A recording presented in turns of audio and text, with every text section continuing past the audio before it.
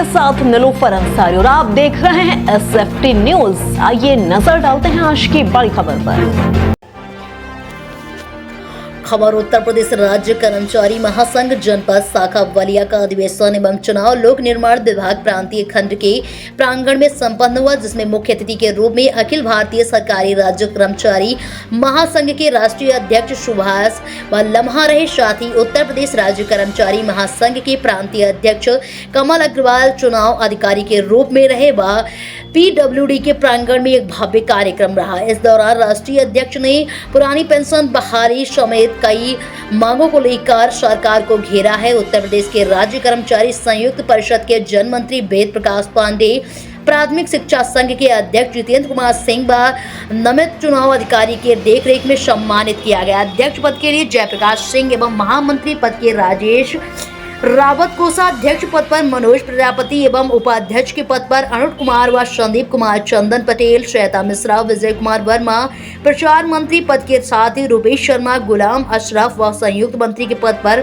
संतोष कुमार को चुना गया। जी आज बलिया क्या कार्यक्रम क्या करेंगे इस अवसर पे? ये उत्तर प्रदेश राज्य कर्मचारी महासंघ का अधिवेशन है, चुनाव है।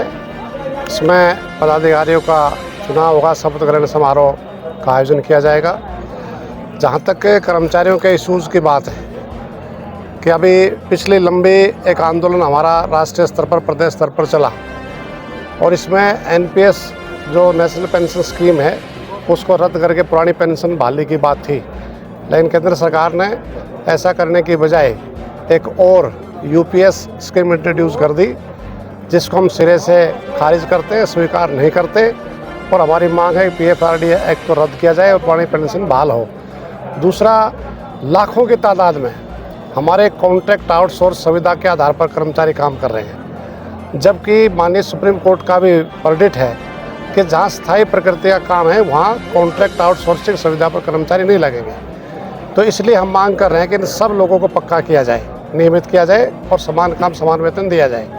तीसरा, हमारा जो मेजर इशू है कि प्रदेश में, देश में, सेंट्रल स्टेट में मिला करके 1 करोड़ से ज़्यादा पोस्ट खाली पड़ी हुई है और बेरोजगारी चरम सीमा पर है। यूथ धक्के खा रहा है, पेपर लीक हो रहे हैं। तो इसलिए ये पेपर लीक की प्रथा बंद हो और 1 करोड़ से ज़्यादा पोस्टें जो खाली पड़ी हैं समयबद्ध इनको रेगुलर भर्ती से भरा जाए, बेरोजगारों को रोजगार दिया जाए। तीसरा, निजीकरण की मुहिम बहुत तेज़ कर दी है। आपने देखा हुआ कल ही बिजली का निजीकरण का एक प्रस्ताव यहाँ भी उत्तर प्रदेश में भी आया है। निश्चित तौर से हम ये जो निजीकरण की प्रक्रिया है इसकी निंदा करते हैं। सार्वजनिक क्षेत्र को मजबूत करके ही पब्लिक को बेटर सेवाएं दी जा सकती है, ये एक बार नहीं अनेकों बार प्रूव हो चुका है। इसके बावजूद भी कुछ लोगों को फ़ायदा पहुँचाने के लिए मतलब इसका कर रहे हैं, निजीकरण कर रहे हैं। एक उदाहरण मैं आपको देना चाहता हूँ कि चंडीगढ़ में बता रहा हूँ, एक चंडीगढ़ में एक प्राइवेट कंपनी है जो पावर डिपार्टमेंट को प्राइवेट हाथों में दे रहे हैं। 25,000 करोड़ से ज़्यादा की परिसंपत्तियाँ हैं चंडीगढ़ पावर डिपार्टमेंट की और मात्र 871 करोड़ रुपए में एक निजी कंपनी का हवाले दे रहे हैं। तो किस किस का कमीशन होगा उसमें? तो इसी तरीके से ये सारा कुछ खेल चल रहा है। पब्लिक की डिमांड नहीं है, मतलब स्टेक होल्डर की बिजली का कौन है? कर्मचारी है और कंज्यूमर है। ना कंज्यूमर की डिमांड है ना ही कर्मचारी डिमांड है, लेकिन इसके बावजूद कर रहे हैं। किसकी डिमांड है ये सब समझ में आता है जनता के। सरकार तो आउटसोर्सिंग पर नौकरी दे रही है, कर रही है कि नहीं, बहुत ज़्यादा नौकरी दे रही है। तो सरकार भी मतलब चीफ मिनिस्टर भी आउटसोर्सिंग में लग सकते हैं और भी पद लग सकते हैं। आउटसोर्सिंग पॉलिसी इतनी बढ़िया है तो इनसे कम खर्चे में आउटसोर्सिंग वाले चला सकते हैं। बात इसकी नहीं है, ये वेलफेयर स्टेट है, इसका कंसेप्ट क्लियर है। पब्लिक को सर्विसेज देनी है, नो प्रॉफिट नो लॉस में, वो दे नहीं रहे हैं। कर्मचारियों की जो मांगे हैं उनका समाधान नहीं हो रहा। अब आप देखेंगे माननीय योगी जी कितने दिन से सत्ता में है, किसी भी कर्मचारी संगठन को बुला करके बातचीत नहीं की है। और जो बिजली के निजीकरण का जो कल एक सर्कुलर जारी हुआ है उसमें कहा गया कि पहले ही जो पिछले 22 में हड़ताल की थी उनको आइडेंटिफाई किया जाए। तो इसका मतलब क्या है? 18 महीने का DA, जब आप कह रहे हैं कि 5वीं अर्थव्यवस्था बन गए हैं, तीसरी बनने वाले हैं, तो 18 महीने का जो पेंशनर्स का और कर्मचारियों का जो DA है आज तक रिलीज़ नहीं किया गया है। तो इसलिए हमारी ये जो सारी मांगे हैं, पे कमीशन का गठन का सवाल है और उत्तर प्रदेश विशेष तौर से अगर आप देखेंगे संविदा के आधार पर कर्मचारियों की हालत क्या है, मिनिमम वेज भी नहीं है, पीएफ नहीं है, ईएसआई नहीं है, क्या ये दिखाई नहीं देता? और सब कुछ दिखाई देता है सरकार को, क्या ये दिखाई नहीं देता? तो इन इशूज़ को लेकर के निश्चित तौर से हम एक ठोस योजना बनाएंगे और राष्ट्र स्तर पर भी प्रदेश स्तर पर भी एक आंदोलन का निर्माण करेंगे। देखा जाता है कि पेंशन बहुत महत्वपूर्ण होता है एक कर्मचारी के लिए रिटायर्ड होने के बाद। अगर पेंशन ही ना बंद हो जाए तो क्या कितनी दिक्कतें आती हैं लोगों को? पेंशन ना हो अगर बंद हो जाए, जो सरकार ने कर दी है, तो एक तरीके से हमारा बुढ़ापे का सहारा है वो छिन जाएगा। तो निश्चित तौर से उसका जीना बहुत ही मुश्किल है, रोजी रोटी चलना बहुत मुश्किल है, क्योंकि ये पेंशन खैरात में नहीं है। ये जो कर्मचारी अपना पूरा एक जवानी लगाता है उसके बदले में है, ये वेलफेयर स्टेट में, उसके बदले में उसके बुढ़ापे की गारंटी सरकार लेती है, क्योंकि और वो कुछ करता नहीं है, लेकिन इसका कर रहे हैं। सर इतनी समस्या बता रहे हैं, तमाम चीज़ें बता रहे हैं कि इतनी समस्या है उत्तर प्रदेश के अंदर, उसके बाद भी बीजेपी के जनाधार बढ़ते ही जा रहे हैं। एक चुनाव भी है उसमें भी बीजेपी जीती, तो इसको कैसे देख रहे हैं? जनता उन्हीं को पसंद कर रही है। क्या आप नहीं देख रहे जनाधार कैसे बढ़ रहा है? जनाधार बढ़ना अलग ही है, पोलराइजेशन है, लोगों की समझ में आएगा। क्योंकि मेरे पेट में रोटी नहीं, और कोई कहे चोटी खड़ी करके भारत माता की जय बोलो, पहले रोजी रोटी का इंतजाम करना है। इसलिए सर आ रहा है, आपने वीडियो नहीं देखा क्या कि लोगों को वोट डालने के लिए रोका जा रहा है? उस पर भी तो प्रेस ने पूछना चाहिए ना।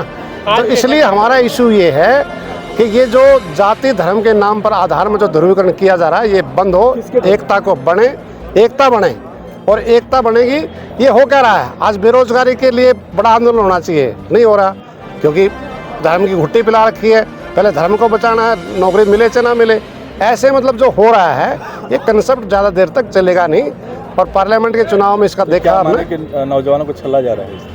निश्चित तौर से नौजवानों को छला क्या जा रहा है? उनको नौकरी नहीं है, मतलब नौकरी मांगते हैं। आप उत्तर प्रदेश में देख लो, पिछले दिनों पेपर लीक का एक पूरी मतलब वो चला है, पूरे देश की मतलब ये हालत है। तो बेरोजगार जो यूथ है, जो नौजवान है, उनको तो रास्ता नहीं दिखा रहा, वो आत्महत्या कर रहे हैं, मतलब हालत ये बन रही है। सरकार अभी भी कह रही है कि अभी उपचुनाव हुआ, हमने इसमें 7 सीटें जीती उत्तर प्रदेश में, अब ये 27 का चुनाव दर्शा रहा है, तो क्या लगता है कि 27 का भी चुनाव? अगर 7 सीटें दर्शाने से 27 का चुनाव दिखता है तो सरकार देखती रहे। क्या आपको क्या लगता है? आज तक जो सत्ता में होता है उपचुनाव लगभग वही पार्टी जीतती है। 27 में जब आएगा, जब लोगों को अच्छा लगेगा तो सुन लेंगे, अगर नहीं लगेगा तो सत्ता से बाहर कर देंगे। आज बलिया आप आए हुए हैं, यहाँ पे जो कार्यक्रम रहा, किस तरह का कार्यक्रम? बलिया में हजारों की संख्या में लोग आए हैं और सरकार की पॉलिसी से नाराज हैं। अधिवेशन है और एक आंदोलन की रणनीति बनाई जाएगी। हम ये साफ तौर से कह रहे हैं कि उत्तर प्रदेश राज्य कर्मचारी महासंघ लगातार सरकार को मांग पत्र देती रही है, समन पत्र दे रही है, लेकिन बातचीत से आज तक बातचीत, मांगों का समाधान तो दूर, बातचीत करने के भी सरकार तैयार नहीं है। तो इसलिए यहाँ के कर्मचारियों के पास आंदोलन के सिवा कोई चारा नहीं है। Thank you sir. फिलहाल के लिए इस खबर में इतना ही। देश और दुनिया से जुड़ी हर खबर देखने के लिए हमारे चैनल SFT न्यूज को लाइक करें, सब्सक्राइब करें और हाँ, वीडियोस को शेयर करना ना भूलें। नमस्कार।